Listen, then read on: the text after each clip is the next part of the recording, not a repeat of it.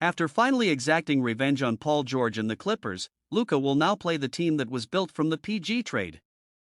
Time truly is a flat circle. OKC, though, offers a completely different challenge to the Mavericks. Unlike an old Clippers squad, the Thunder are young, hungry, and play with pace. If Dallas are to make the Western Conference Finals, they'll need to come up with an entirely new game plan to slow down Shai and company. Can they accomplish that? Let's find out.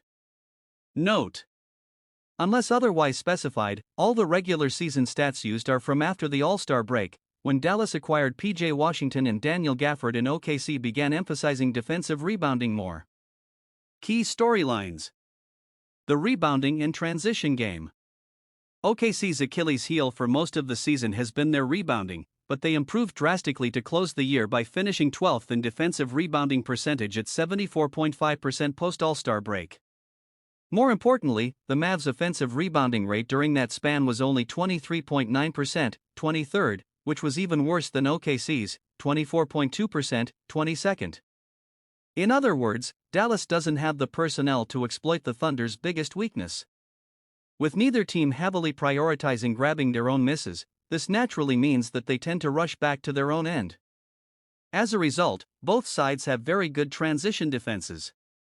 OKC and Dallas had defensive ratings of 115.0, first, and 121.4, fourth, in transition. Furthermore, the two teams finished top 5 in offensive transition frequency, but the Thunder were miles ahead in preventing transition opportunities against, as opponents only ran on 12%, second, of their possessions but 14.7%, 14th, against Dallas. For the Mavs, the best way to get out in transition is by forcing turnovers like the one below. On the other hand, Dallas will need to cut down on their turnovers and do a better job of hustling back on defense if they don't want OKC to dominate the transition battle. OKC's mid-range prowess. Despite being an elite three-point shooting team, OKC's shot diet skews towards the mid-range. 31.6%, 11th highest league-wide, of their shots came from that area during the regular season, and they made 46.2%, 6th, of those attempts, too. Dallas, meanwhile, is more than comfortable with conceding those looks. Opponents attempted 34.3% of their shots in the mid-range against the Mavericks, which was the 4th highest mark in the league. To make things worse, Dallas was also scored on 44.4% of those shots since the team prioritized rim protection and limiting opponent threes instead. Put simply, the Mavericks will need to change their defensive approach to slow down OKC.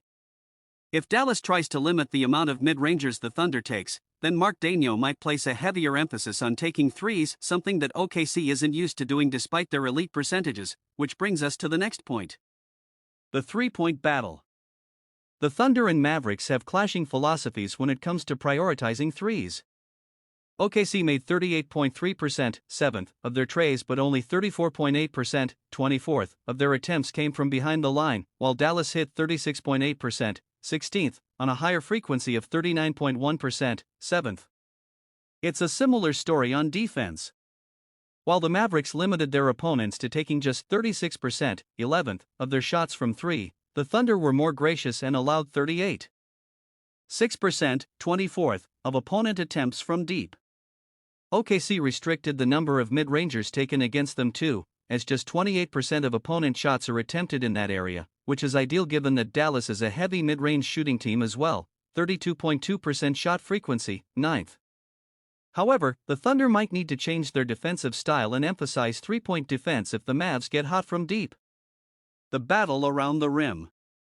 Given the contrast of shot diets between the two teams from the mid-range and three, it isn't surprising that their rim attempts differ drastically too. 33.6%, 10th highest, of OKC's attempts come within 4 feet of the basket, while only 28.7%, 27th, of Dallas shots are taken there. With that said, both sides are elite at finishing around the rim. The Thunder and Mavs convert on 68.6%, 10th, and 72.1%, 2nd, of their shots at the basket, and their prowess in the paint reflects on defense as well. Opponents only shoot 62.9%, 4th, in that area against OKC and 62.1%, 2nd, against Dallas. However, the Thunder seem more comfortable with conceding these high percentage shots. 33.4%, 17th, of opponent attempts come at the rim against OKC, whereas Dallas limits teams to just 29.8%, 8th.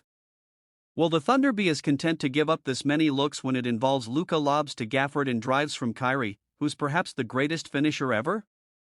Matchup questions. Will Gafford guard Giddey?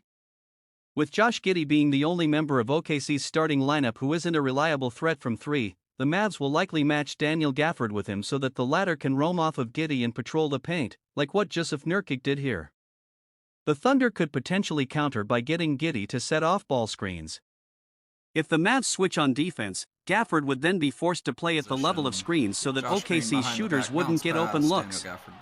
Even if Dallas defenders are told to fight through Giddey's screen, who guards Chet and J-Dub? The bigger matchup question for Dallas is who should guard Chet and Jalen Williams.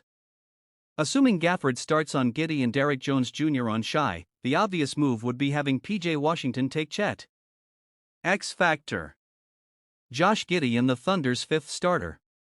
If OKC wants to force Gafford to guard in space, they might need to replace Giddey with a better shooter like Cason Wallace or Isaiah Joe. Both would be an upgrade defensively, too, with the main downside being that the Thunder would lose some playmaking and ball handling in the starting group. Even so, with Shai and J-Dub still on the court, it's a trade-off worth considering. OKC's offense would open up so much more and they wouldn't need to worry about hiding Giddey on defense either. Prediction: Thunder in 6. This should be OKC's series to lose. They match up better with Dallas since Lu Dort and J-Dub are obvious candidates to guard Luka and Kyrie, whereas the Mavericks don't have great options to put on the Thunder's stars. On top of that, Luka's knee is still bothering him, and OKC's deeper roster should result in them making the conference finals for the first time since 2016. All stats